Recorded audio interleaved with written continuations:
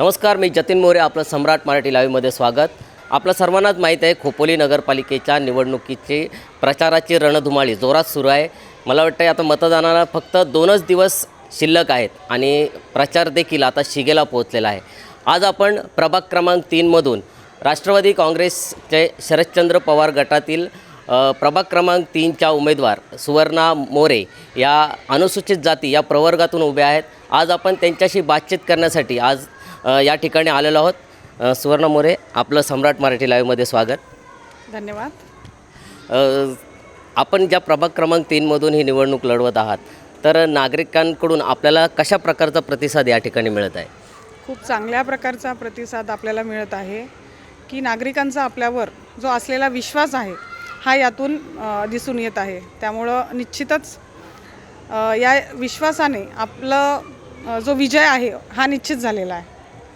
या ठिकाणी प्रभाग क्रमांक 3मधील कुठल्या अशा सोयीसुविधा ज्या आत्तापर्यंत झालेल्या नाहीत आणि आपण असा कोणता या प्रभाग क्रमांक 3साठी असा कुठला विकास आराखडा तयार केलेला आहे का, आणि त्या अनुषंगाने आपल्याला नागरिकांनी का निवडून दिलं पाहिजे?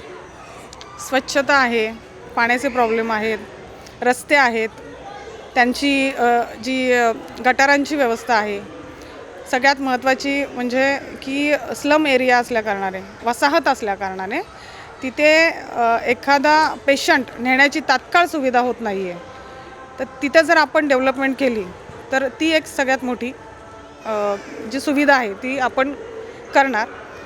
एक सुंदर पर्यटन स्थळ म्हणजे एक पाताळगंगा नदी आमच्या वॉर्डाच्या बाजूने वाहत आहे, पण जे सौंदर्य पाहिजे तर ते काय एवढ्या वर्षात दिसून आलेलं नाही आहे. पण एक स्कायवॉक ही कल्पना आपल्या डोक्यात आहे आणि ती आपण करून घेणार. या ठिकाणी आता पाण्याचा काही प्रश्न आहे, जो काही ठिकाणी पाण्याचं समस्या आहे, तर त्यासाठी काय असं विजन आहे का पाण्यासाठी वगैरे? पाण्याचं विजन आता खोपोली शहराचाच मध्ये प्रॉब्लेम झालेला, त्यावर आम्ही हंडा मोर्चासुद्धा केलेला की पाण्याच्या टाकीचं काम होत आहे वगैरे असं, पण ते आता सुरळीत झालेलं आहे बऱ्यापैकी.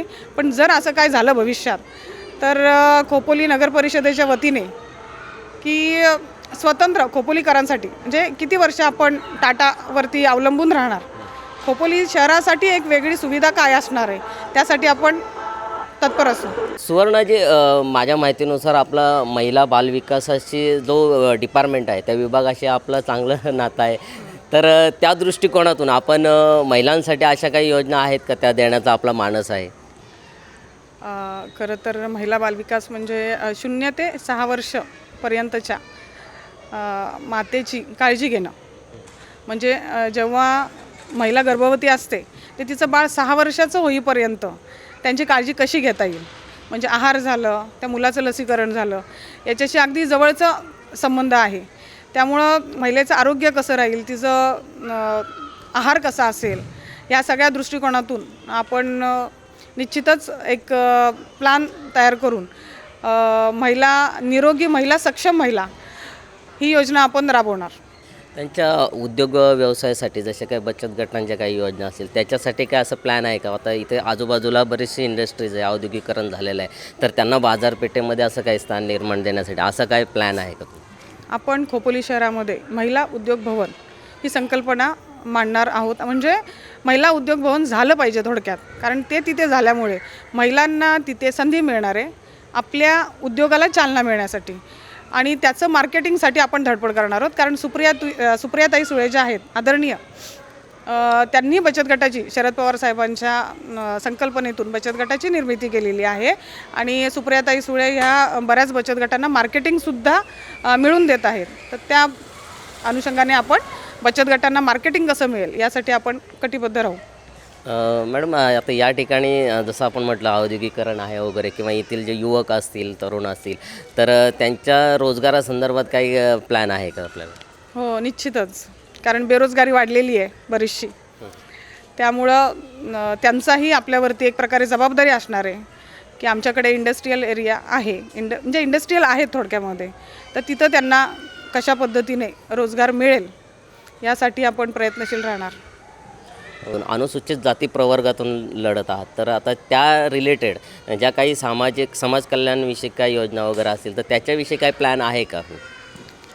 की ज्या समाज कल्याण खात्याच्या योजना आहेत त्या माझ्या मतदारांपर्यंत कसे पोचतील, कारण याआधीही खोपोली शहर महिला अध्यक्ष राष्ट्रवादी काँग्रेस पार्टी शरदचंद्र पवार ही जबाबदारी जेव्हा आली तेव्हापासूनच आपण खोपोली शहरासाठी काम केलेलं आहे. ज्या ज्या समस्या आपल्यापर्यंत घेऊन आलेल्या आहेत त्यांच्या समस्या आपण सोडवण्याचा 100% प्रयत्न केलेला आहे.